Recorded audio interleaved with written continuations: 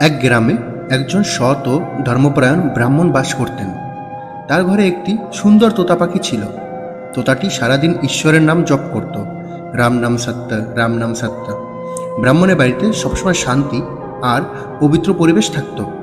একদিন ব্রাহ্মণের মৃত্যুর সময় উপস্থিত হলো যমরাজ।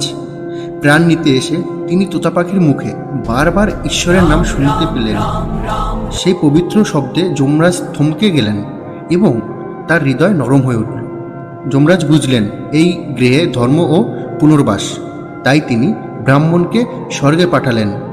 তোতা পাখিটি তখনও শান্ত কণ্ঠে ঈশ্বরের নাম জপ করছিল। কিছুদিন পর পাশের গ্রামের এক দুষ্টু লোক মারা গেল। তার ঘরেও তোতা পাখি শিখছিল কটু কথা ও গালাগালি। যমরাজ সেখানে গিয়ে অশুভ শব্দ শুনে ক্রুদ্ধ হলেন।